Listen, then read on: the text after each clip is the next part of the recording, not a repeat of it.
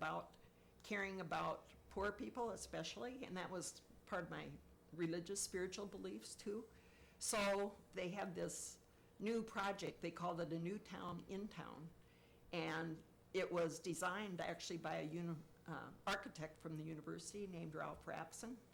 And his idea was to have all the different income levels living together. And before that, like in Chicago and other places, there'd be big projects, and they would just, you'd kind of look at them and say, that's where the poor people live, and made them sing. Living in Cedar, Riverside.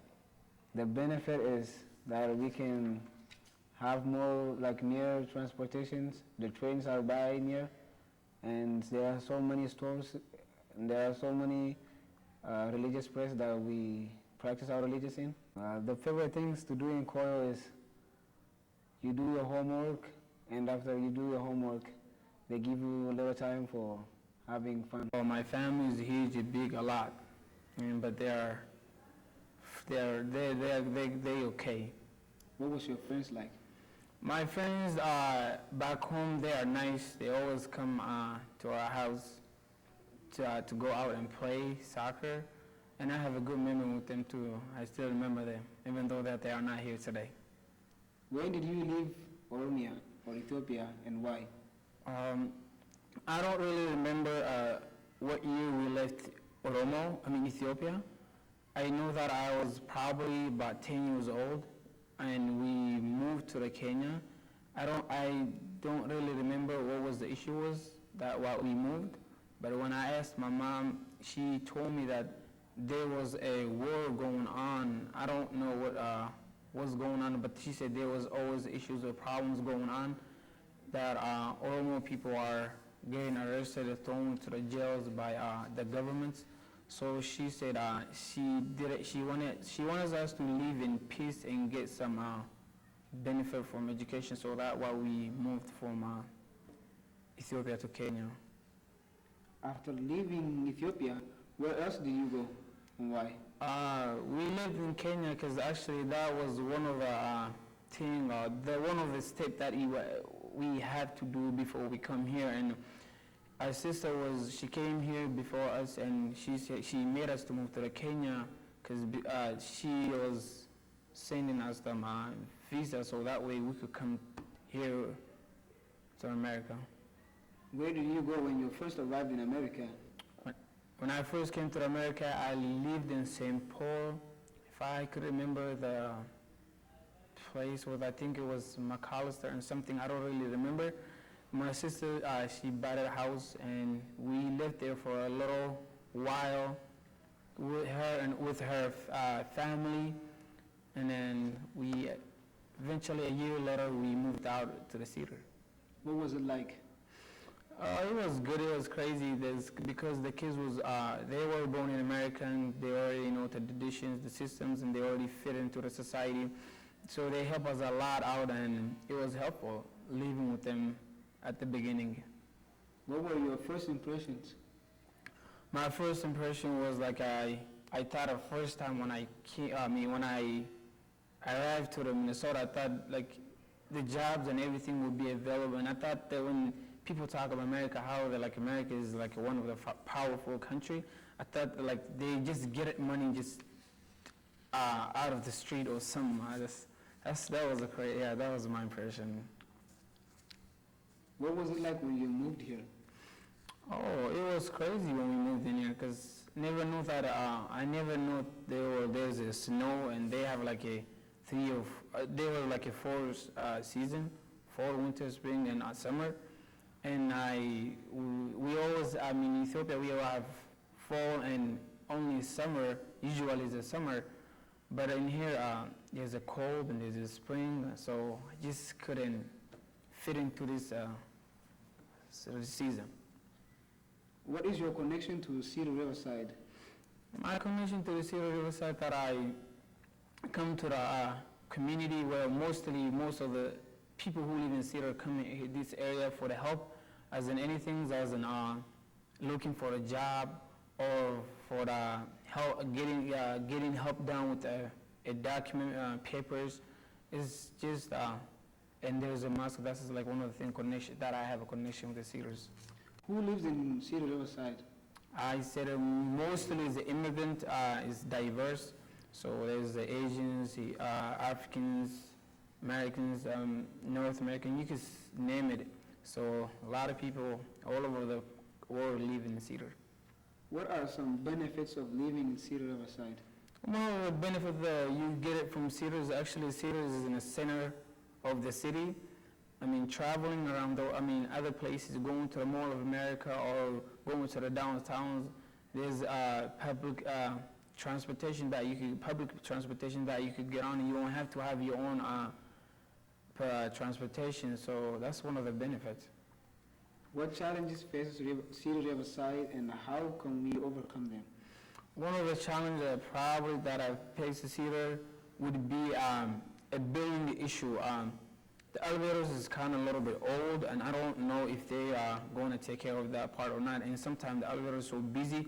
When you are going to the school or going to the work and you have to wait, or sometimes you have to take the stairs, as in old people, those are a little bit hard for them to do. But for the youth, they could take the stairs or they could wait as long as they can. But yeah, that's the kind of little problem they need to work on in fixing those areas.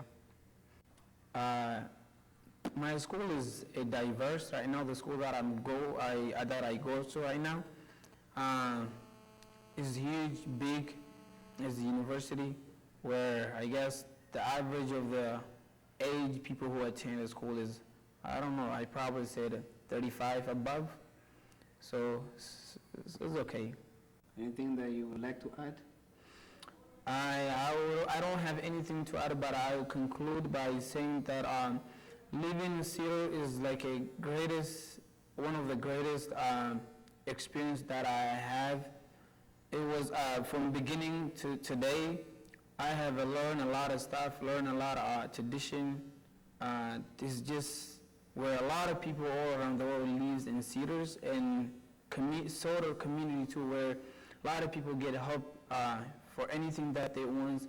So even though the people who are always think that the Cedar is a bad place, a violent place, I don't think the Cedar is a bad place. It's actually a good place where kids and elders get a lot of help, and I recommended anyone to come and see what do they do. Actually, instead of just taking a word from outside or from someone judging the community, we would like people to see what do they do for people and what would they do for themselves. My earliest memory would be like when we were getting off the boat because we took a ship. So when we did off the ship, I chased some guards around and almost fell in the ocean.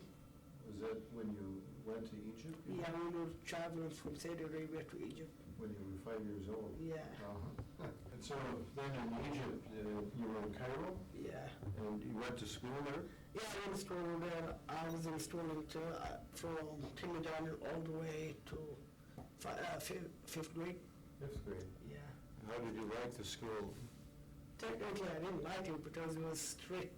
You wear a uniform. You didn't like to show your emotion how you really were. Like it was not like lifelike.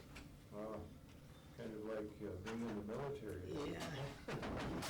So you were studying in Arabic then already? Yeah, I was studying Arabic, Mm-hmm. and I only had one English class over there. But at home you were speaking Somali? Yeah, at home we're always speaking Somali. Mm-hmm.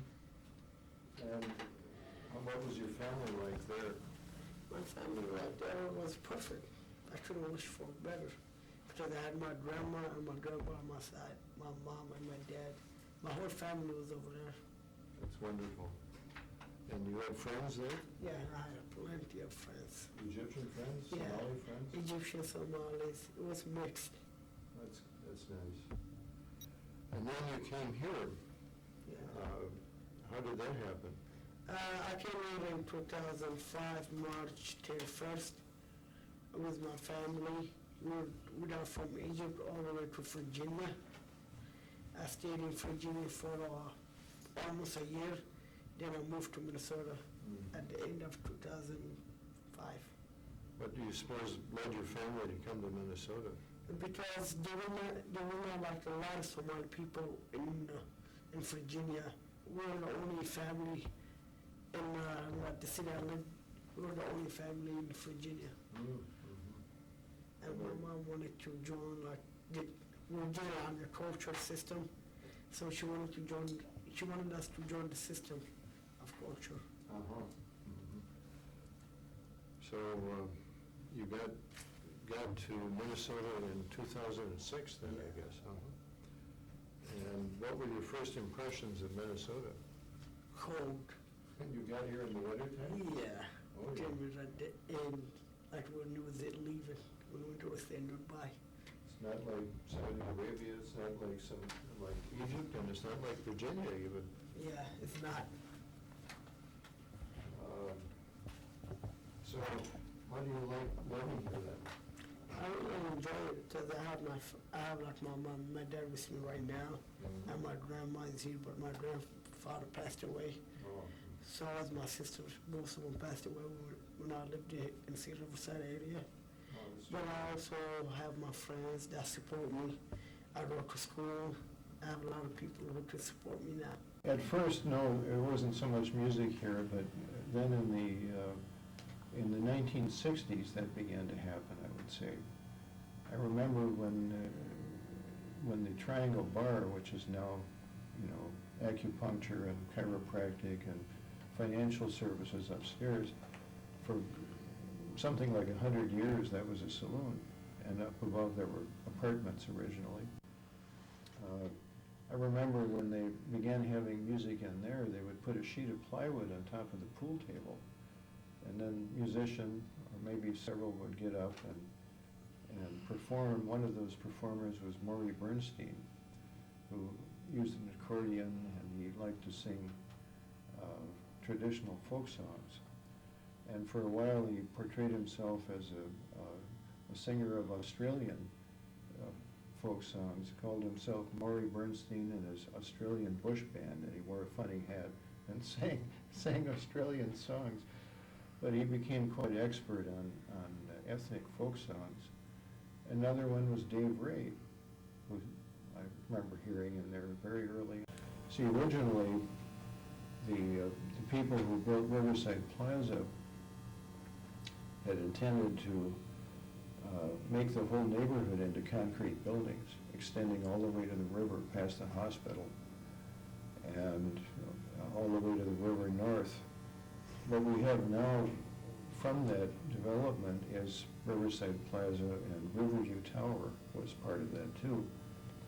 But, and they would have torn down Dania Hall also, but the state historical architect and other people intervened. And The People Center was around for a long time, and actually it was Presbyterian. I think it was Presbyterian church before that. Anyway, it was a church. And Trinity used to worship in there before I even came into the neighborhood.